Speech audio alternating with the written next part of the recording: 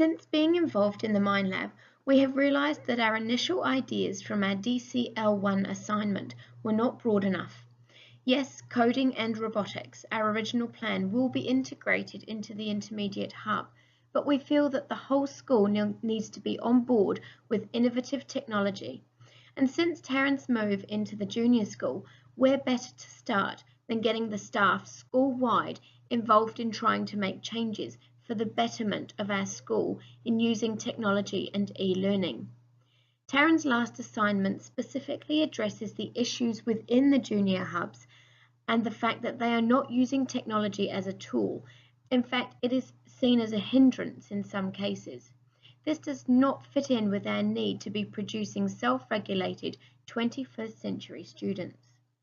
However, we needed to make these changes within every staff member's reach. Some of the late majority and laggards, according to Rogers' diffusion of technology model, are perhaps in these segments due to their lack of knowledge. We decided we needed to make this knowledge accessible by trying to offer the right professional development and support. As King discusses, technology can confuse, intimidate, and frustrate learners, and as educators, we have the added pressure of proficiency, bringing the technology innovation into the classroom.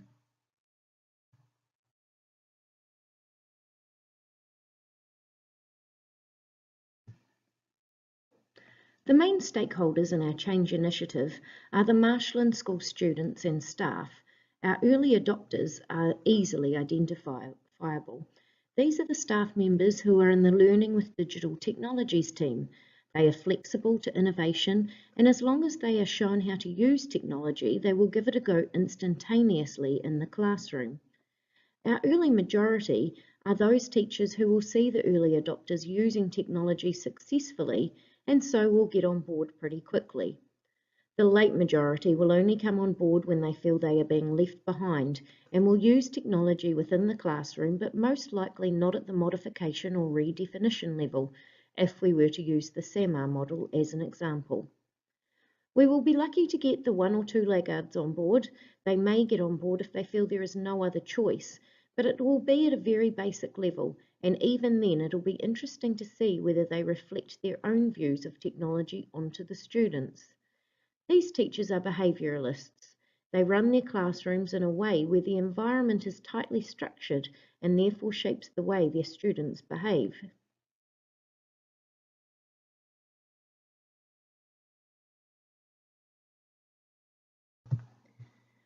We developed a lean implementation plan where we discussed what our ideal situation is, what it is now, where the gaps are, and what our ultimate goal is. From here, we can identify what we need to implement to achieve our ultimate goal.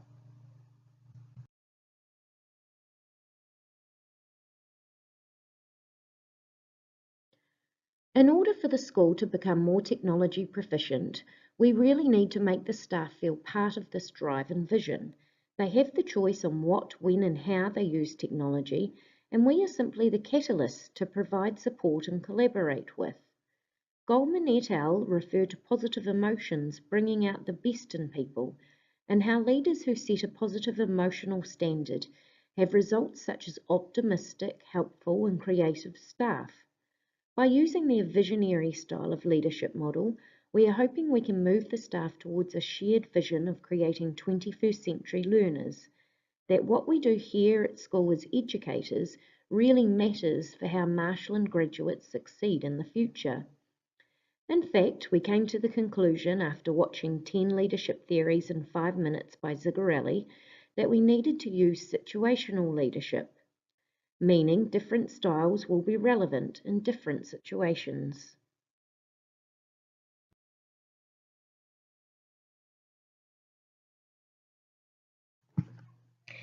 We have created an interactive hands-on session that will engage and enthuse the educators.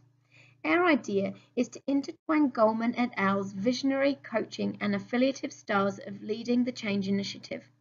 As mentioned earlier, we hope to grab the attention of all staff with a shared technological vision, which we feel will be supported by showing them some of the changes in how the future may look for our students. The day made of class video and what most schools don't teach will be used as our attention grabbers.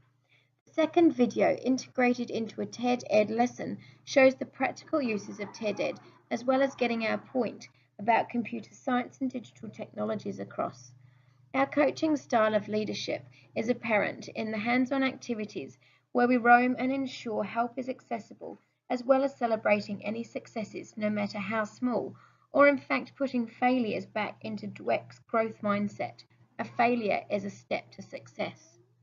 Our affiliative style is easily recognised in our way of valuing how much these teachers have on their plates, so how we can make these changes more accessible to them. We have identified that some of the junior teachers find it hard to see how digital technologies can be implemented, so session 1 identifies clearly what would be appropriate for years 0 to 5. Morgan claims in his research of task engagement that using preference or choice making, high preference activities always improves student behaviour. We would like to entice the laggards that technological changes in their classroom will work in their favour. The children will be more engaged whilst using it, and therefore it allows time to focus on other instructional group work. We were trying to be affiliative with these staff, showing that we care and understand about the things that they are most concerned with.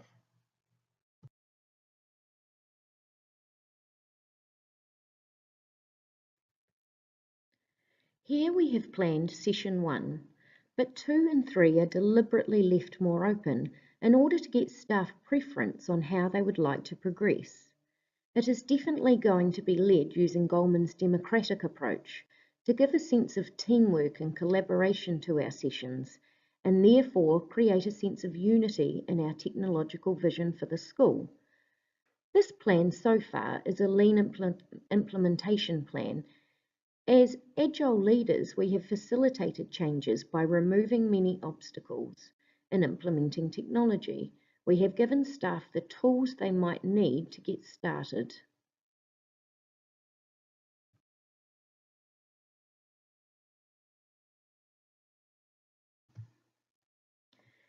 As you can see, our feedback was very positive. And we realised that combining different styles of leadership is all very well, but these need to be used in a transformational way. We had to prove that our vision was the best way to transform our practice in a positive way. We believe we did this in the way we facilitated our first session. We were there to support all staff members, no matter what their capabilities, and celebrate their successes with them.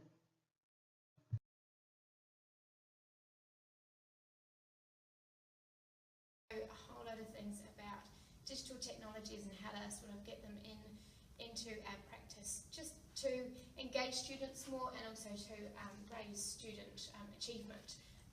So I'm going to go through a couple of those points now, but first of all I will share this today. So we've got ehara, taku toa, I te toa takitahi, engarangi, he toa takitini. Meaning success is not the work of one, but the work of many. So if we can share what we've got, if we can share with you some of the things that we've done, then your work becomes easy. You don't have to start from scratch with this. You can literally come from us, from what we've done, and then you can implement it. So hopefully what you take away from today you can actually use. So I'm not going to go on too much about collaboration, because collaboration, we all know, is best practice for us, particularly in our learning hubs. We know that we're in the digital age. We understand that technology is here and we can't fight it, it's here to stay. And we can all see the benefits and understand the benefits of using digital technologies. So it's not about the collaboration really, this is more just about the digital side of what you can be doing. So what I'm going to be looking at is what are digital technologies, and then how we can use them to improve what we're doing in our classroom and to improve student engagement, etc. So the first activity, or the first thing that I've created, is using a program called TED Ed. And if you haven't seen it already, it's a fantastic resource that is already lots of facilitators use. So there's lots of things and lessons already on there. but it's really easy to create your own. So during the session I'm going to be showing you, I'm going to be using some of the tools, things like the tiny URL, things like the QR codes, things like TED-Ed, that I've used here, and you can say, oh, I could use that in my program with your children, and just to sort of present content in a more of a digital sort of way. And you're going to get the opportunity to kind of give it a go today, because it's all very well me saying it's really easy, but I'm going to give you some time just to have a play with them as well.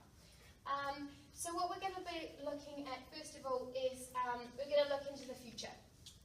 So this is our future of communication and collaboration and connectivity.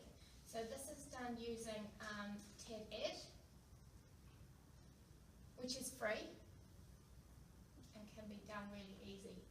So this is about a day made of glass. So sort of, is this our Tamaraki's future? So to begin with, thinking about a quote from John Dewey, if we teach today as we taught yesterday, we rob our children of tomorrow.